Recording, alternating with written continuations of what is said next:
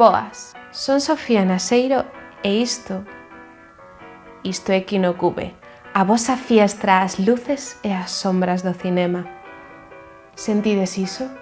Non estamos sós. Hoxe contamos coa presencia de Iria Frine Rivera, que será a nosa guía polas tebras. Imos ao seu encontro nun lugar moi especial.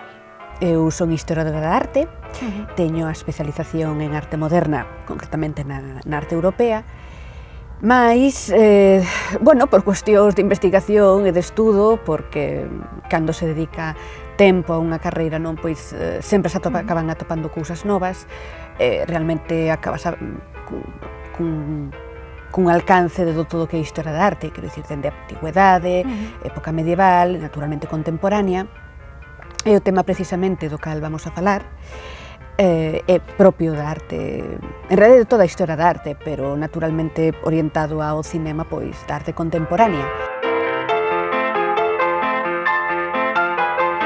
O cinema naceu alrededor de 1895-1897, concretamente en Francia, estaban os Lumière, estaba non somente aquí Edison en Norteamérica, pero foi fundamentalmente en Francia con Gaumont e toda esta xente a que primeiro dispuxo pois a cinematografía a nivel técnico e naturalmente a nivel temático, etc. Tamén foron eles os que introduciron moitos dos xéneros, non, que agora hoxe en día son máis que coñecidos, entre eles o gótico. Méliès naturalmente foi unha das grandísimas figuras que puxeron os alicerces do cinema francés e tamén dentro do que son os seus xéneros, que dicir, el introduciu, por exemplo, filmes como O Ledo Esquelete, que era un esquelete que de repente ali se poñía a bailar e tal. Se hoxe en día se ven esos filmes, mesmo incluso con todo o entrenado que temos os ollos, hoxe en día ainda nos seguimos vendo a creatividade que a cal lograban esos trucos. Nos sigue atraendo moito eses top tricks, ese... Sí, porque de feito, Francis Ford Coppola nunha ocasión dixo unha cousa moi interesante cando fixo o seu Drácula,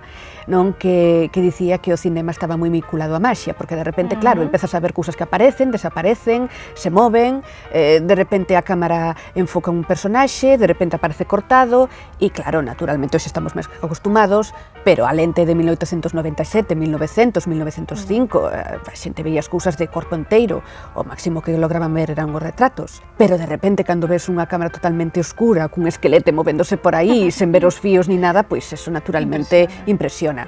Aínda que por tradición cultural a xente coñecía todo iso, era a primeira vez que o veían en vivo, e iso era como lograr encarnar o espírito gótico que se viña pois vivindo, naturalmente durante toda a tradición cultural anterior, non, de séculos e séculos atrás, pero realmente foi o século XIX cando a arte plasmou como tal esqueletes, vampiros, vampiresas, espíritus, fantasmas, aparicións, tradicións populares. O romanticismo por unha parte trouxo que a investigación do todo que a cultura popular como un símbolo de identidade, pero como tamén un elemento de estímulo creativo, artístico, e isto, a verdade é que tamén a súa vez ten unha débeda co século XVIII, concretamente 1755, 1760, que foi cando apareceu a primeira novela gótica como tal, que foi O Castelo de Otranto de Horace Walpole. Aí se ve xa un cambio de paradigma, no sentido de que ata entón, pois o barroco clasicista estaba imperando e de repente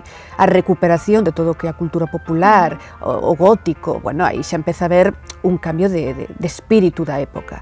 E naturalmente de 1755 a 1800 temos a Blake, temos a Fuseli, son pintores que xa empezan a plasmar, por exemplo, o pesadelo, empezan a plasmar o sobrenatural, comezan a plasmar aparicións. Se houbo un movemento que marcou os alicerces estéticos, narrativos e artísticos do cinema gótico, ese foi o expresionismo. Unha vanguarda cultivada en Weimar, o que hoxe é Alemaña, a comezos do século XX.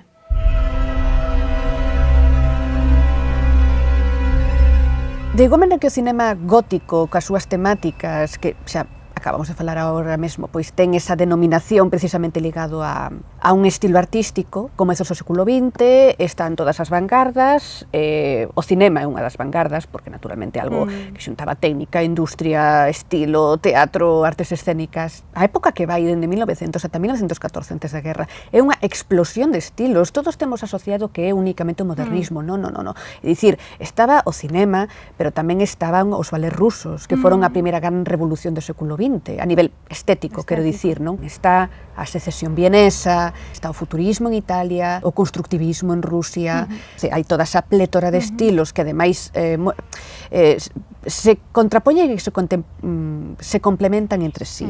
En 1914 xurde a Gran Guerra, todas as convencións que viñen anteriormente, sociais, políticas, se veñen abaixo porque naturalmente a guerra constitúe unha auténtica devastación en todos os sentidos, dura 4 anos, en 1918 cando finaliza, se firma o armisticio e en 1919 se ven os froitos de todo o que ven de atrás. É dicir, en 1919 nace a Bauhaus, por exemplo, pero xunto con todo eso, aquí o que realmente explosiona, por así dicilo, é o expresionismo en Alemania, porque non somente viña de atrás, senón que ademais lograba materializar ese novo espírito que viña, que era moi clínico, era moi observador, pescudaba moito no espírito humano, na súa condición humana, non? E iso naturalmente implicaba que máis alá de recrearse nunha beleza convencional ou que sexa, non, o que se buscaba era proxectar os medos, as angurias, o terror, as inquietudes, os anhelos, a esperanza. Hai aquí un libro que é o de Faidon, a enciclopedia do expresionismo, e aquí precisamente ven, aquí por exemplo se ve perfectamente as escenografías que se facían, como se pode ver son moi estilizadas, está todo moi estilizado no sentido de que a figura humana e toda a realidade está xeometrizada, pero nun sentido no cal se poñe o foco donde debe de estar, é dicir, non hai nada decorativo. O expresionismo que é formas de luces e sombras, que realmente nós somos todos feitos de luces e sombras. Entón, o que pretendía reflectir era precisamente esa dualidade que temos todos nós. Se xogaba todo en escenarios moi sobrios, pero para nada quería dicir eso que fose pobre. Unha cousa é sinxeleza e outra cousa é a simpleza.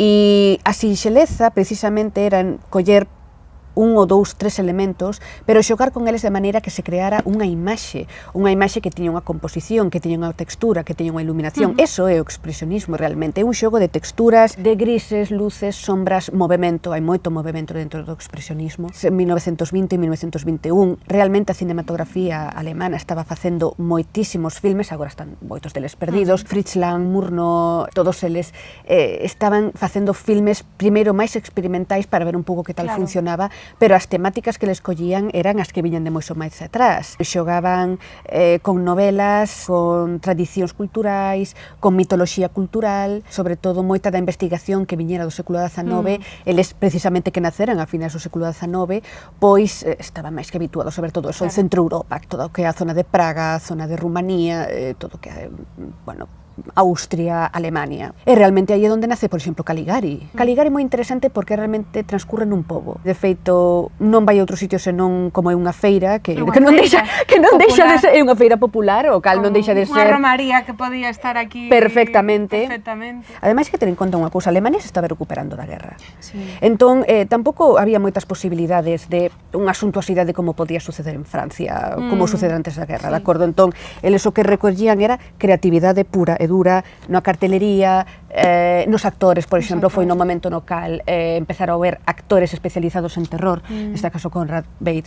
Foi, digamos que xunto con Francia que mellor aportou ao xénero do gótico, porque deu actores, deu directores de escena, deu caracterización física, iluminación, un desarrollo das liñas temáticas e tamén, naturalmente, un sentido artístico que, eu penso que quen levou eso a outro nivel foi Nosferatu. Murnau fixo unha película que non deixaba de ser a filla de Drácula, por así decirlo. Drácula nese momento ainda teña os dereitos de autor, de feito Murnau aí a xogou bastante, porque logo, de feito, a que era viúva de Bram Stoker foi detrás deles, pero ainda todo así, se lograron conservar copias e afortunadamente hoxe en día ainda podemos seguir vendo esa maravilla a nivel técnico, porque xa non é esa crudeza que se veía ao comezo, xa hai imaxes de efectos de invisibilidade, de desvaecemento. Nosferatu pode mudar moito en tonalidades azuis, verdes, creo que incluso un beige. Murnau estudiara a historia da arte. É deses directores de cine que non somente sabía de técnicas, senón tamén de iconografía artística. Isto se ve, por exemplo, en Fausto. De igual maneira que para Nosferatu ele colleu moitas referencias da pintura costumbrista alemana, poño por caso, e eso logo xuntou co expresionismo alemán. Fausto, por exemplo, colle moito de Rembrandt, colle moito de Durero. Sí. Non é tan expresionista como pode ser Nosferatu, pero contribuiu moito a esa tradición, por exemplo, con moitos efectos que realmente te transmiten algo sobrenatural, por exemplo, na invocación a Mefistófeles. Eso, de feito, logo Coppola vai no coller tamén para Drácula. E isto tamén vai chegar aquí, porque de má maneira que Murguía vai a estudiar, por exemplo, feitos como a Santa Compaña, e isto vai a publicar en 1888, e o vai publicar en Galicia, tamén aparece a literatura fantástica de terror con risco, é dicir, do caso que lle aconteceu ao Dr. Albeiros, poño por caso. Camilo, que precisamente se introducira na escenografía, pois tamén se vai dedicar ao cinema. Un ano antes de que aparecera Caligari, ele estaba pintando a Santa Compaña, en parte inspirado en Murguía, en parte inspirado pois en todo o terror gótico que el viña recollendo da tradición artística europea. E ele, ademais, agora que o penso, el estivo en Alemania, el estivo en Berlín, para aprender precisamente cinematografía. É dicir, era tan famosa a cinematografía alemana que el foi aló, recolleu todo, de feito, hai un autorretrato famoso dele que aparece como Nosferatu. Da mesma maneira que Nosferatu cruzou os mares a bordo do Deméter para propagar a súa influencia en novas terras, o expresionismo cruzou o Atlántico para mudar para sempre o sétimo arte.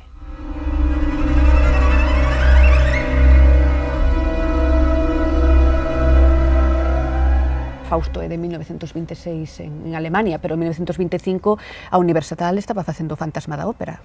Esta escena maravillosa da Morte Vermella, que é unha escena con core, a única de toda a filme, non? Sobre todo, o comezo de todo, ten unha fotografía preciosa, colle moitísimo do expresionismo alemán, o cal di moito de como o eco de Nosferatu e de todos os filmes que viñan por detrás xa se globalizaron, xa se introduciron dentro do que a cinematografía norteamericana, que é máis unha industria, pero digamos que eles o que colleron foron a linguaxe visual europea. Son aspectos moi físicos, vale? Se pon moito énfase na produción, na caracterización, na iluminación, nos xogos de luces e sombras. Ademais, é unha película europea tamén no sentido incluso temático, porque ao fin e ao cabo é unha obra de Gastón Leroux. E de feito, Gastón Leroux estaba vivo cando se fixo a Fantasma da Ópera.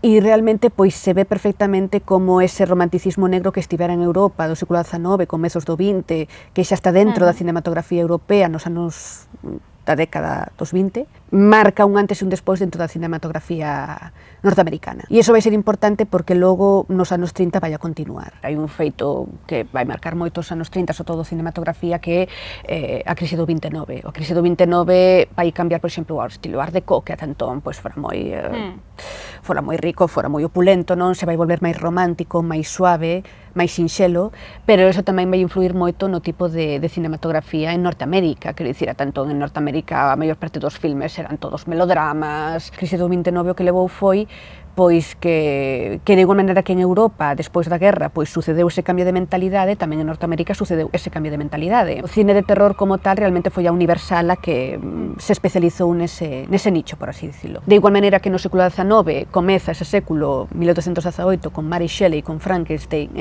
remata en 1897 con Drácula de Bram Stoker, sucede que apenas 2 anos despois do crack do 29, no ano 31, precisamente a Universal a que fai os dous xemelgos outra vez, Frankenstein e Drácula.